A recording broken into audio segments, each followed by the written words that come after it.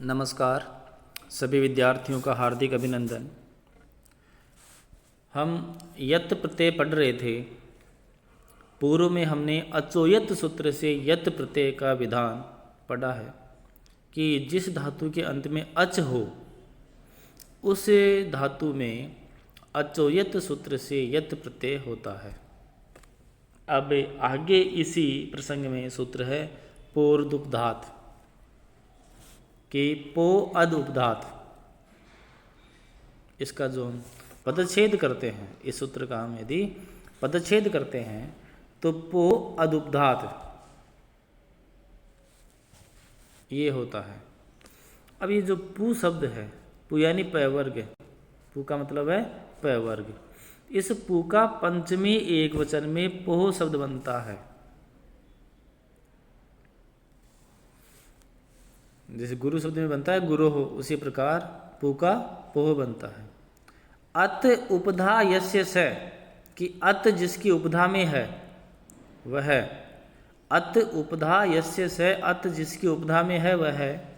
इस विग्रह में बहुब्री कर अदुपद शब्द बनता है कि अत जिसकी उपधा में है, कि ए जिसकी उपधा में है। उपधा यानी जो अंतिम, या तो अंतिम हो या फिर उससे पूर्व का, हलंत से पूर्व का, यानी अंतिम ए हो, या तो अंतिम ए हो या अंतिम हल से पूर्व का जो ए है वह है। लेकिन यहाँ तो पैवर्गांत है। पैवर्गांत सबके अंत में पई होगा, यानी मतलब पैवर्ग होगा,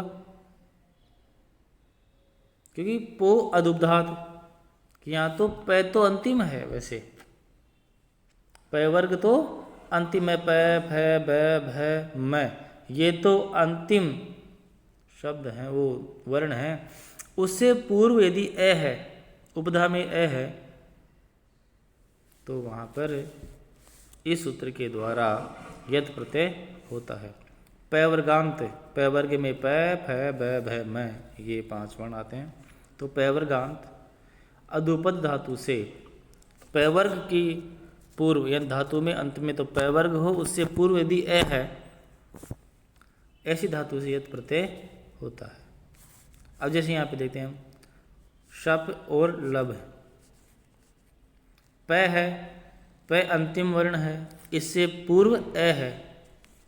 लब भय अंतिम वर्ण है, ये भी पैवर्ग के अंतर्गत आता है भय, तो इस भय से पूर्व ए है।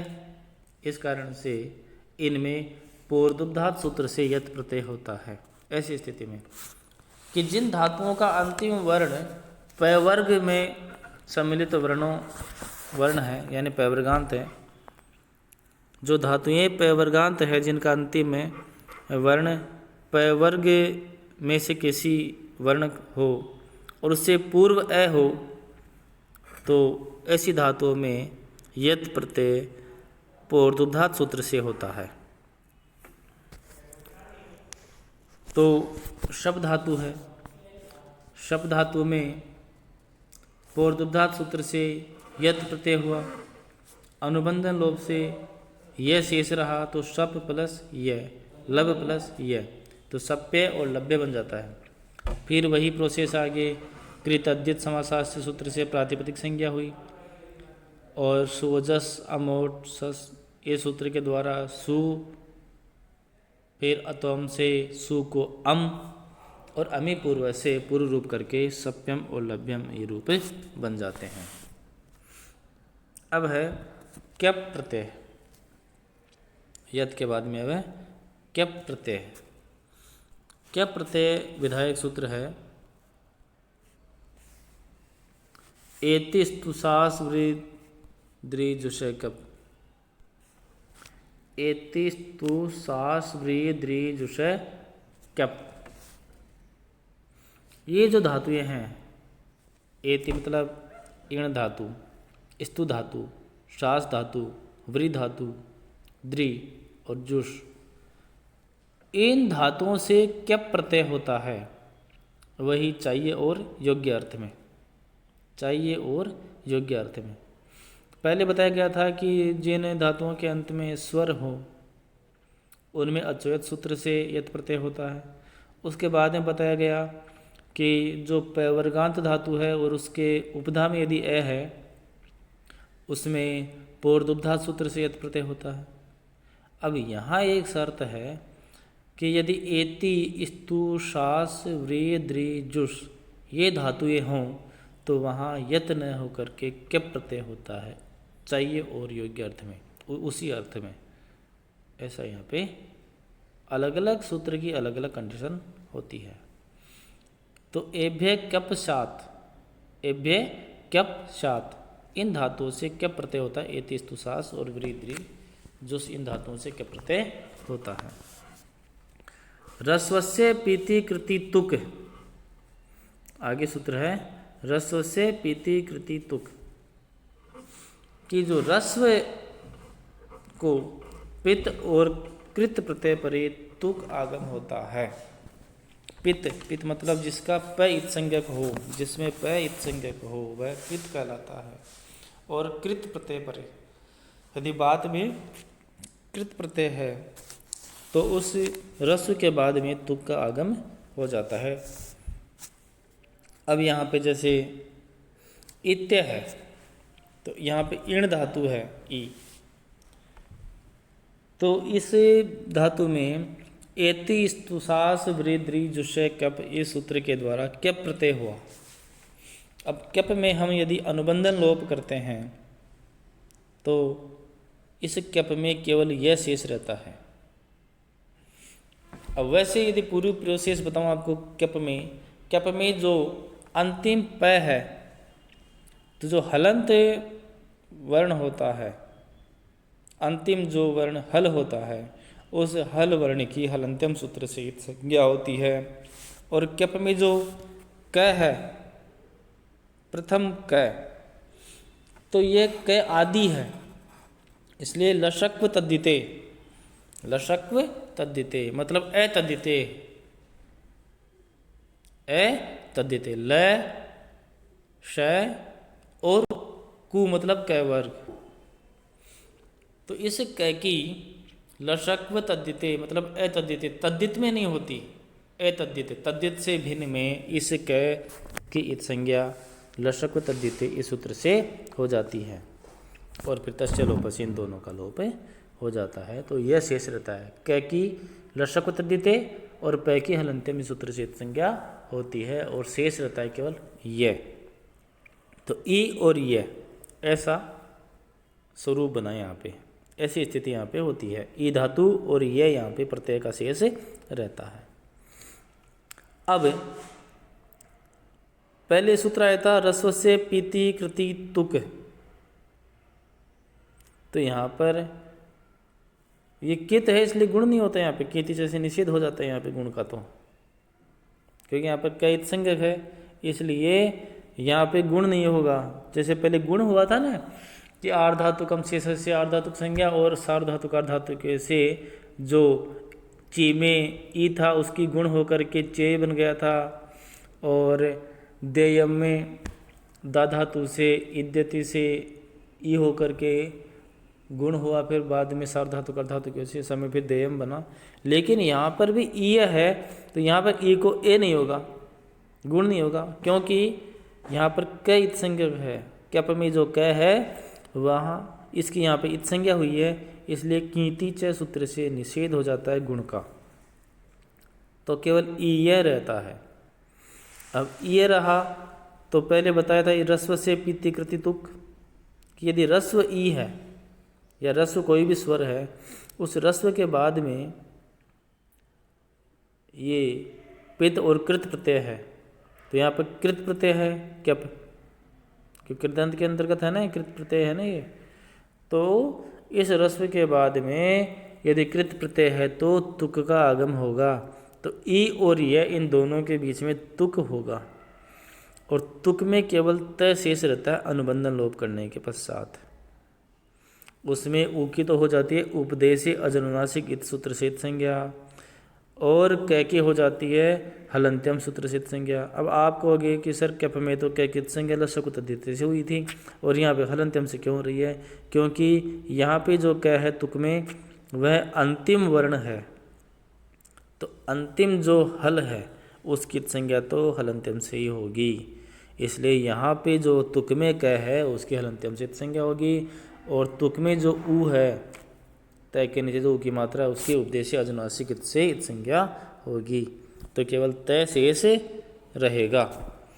तो दोनों के मध्य में ई और यह के मध्य में तय शेष रहा तो इत्य बन गया। फिर वही प्रक्रिया कृतद्य समासाश्च इस सूत्र से प्रातिपदिक संज्ञा, फिर सोजसमौट सूत्र से सु का अनुबंधन लोप करेंगे तो स शेष रहेगा। तो इत्य प्लस स का क्या होगा? सज्जुसरु। इस सूत्र से सस्य सजूस शब्द से च रू स्यात्, वहाँ पे रू होगा। फिर खर अवसानी विसर्जनीय खरी अवसानी च पदांत से रेफ से विसर्ग स्यात् है।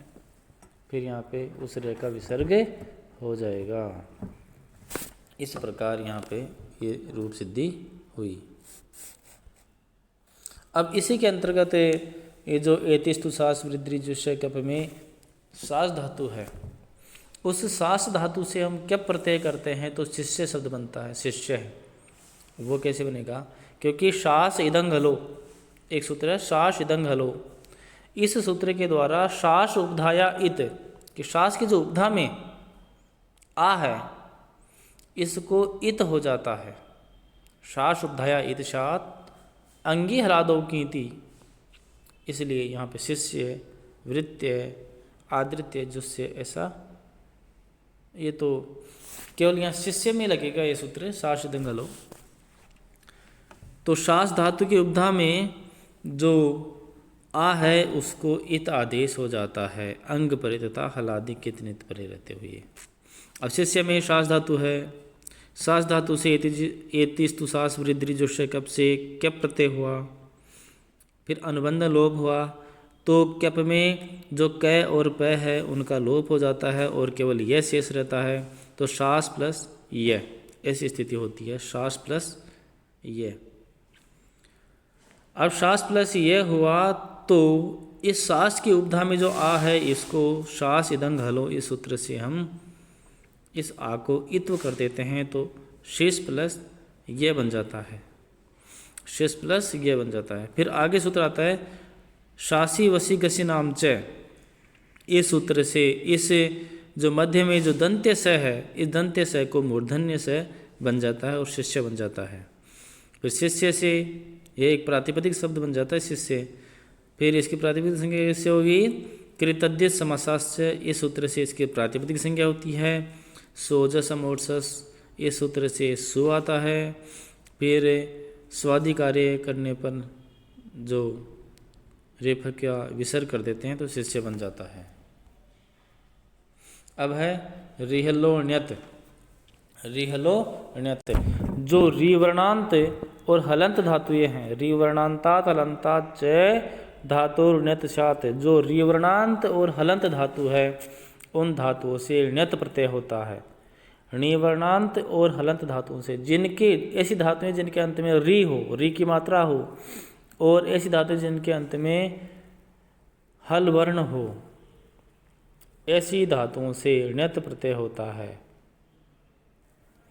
कार्यम हार्यम धार्यम, जो कृ धातु से कार्यम, रि धातु से हार्यम और दृ धातु से धार्यम ये बनते हैं। रिवर्णांत और हलंत धातुओं से ण्यत प्रत्यय होता है।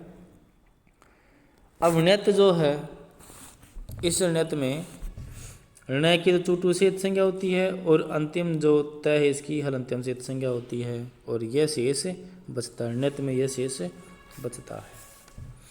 तो कार्यम कैसे बना? अब क्री धातु ही, क्री धातु से रिहलोण्यत से, क्योंकि क्री में री की मात्रा है तो रिहलोण्यत, तो जिसमें री वर्णांत धातु है, अंतिम वर्ण री है तो रिहलोण्यत से ण्यत प्रत्यय हुआ। अनुबंधन लोप किया इसका तो यह शेष रहा, तो क्री और ये ऐसी स्थिति हुई। फिर अचोणिति सूत्र है, अचोणिति सूत्र है, इस सूत्र से री को वृद्धि हुई तो वृद्धि आ हुई और रपर र पर में यानी ऊपर चला जाता है, ये कि फिर र पर में चला जाता है और रपर सूत्र से तो कार्य बना। फिर कार्य से कृतद्धित समासास्य सूत्र से प्रातिपदिक संज्ञा हुई। फिर सोजसमोट इस सूत्र से सु प्रत्यय आया, अतोम से सु को अम हुआ, अमी पूर्व से पूर्व रूप होकर के कार्यम बन जाता है। इसी प्रकार धार्यम और हार्यम रूप बनते हैं। धार्यम में ध्रि धातु है और हार्यम में ह्री धातु है, ये रूप भी इसी प्रकार बनते हैं। तो परीक्षा में एक तो सूत्रों की व्याख्या और एक रूप सिद्धि, दो प्रकार से प्रश्न लघु सिद्धांत कौमुदी से पूछे जाते हैं। धन्यवाद।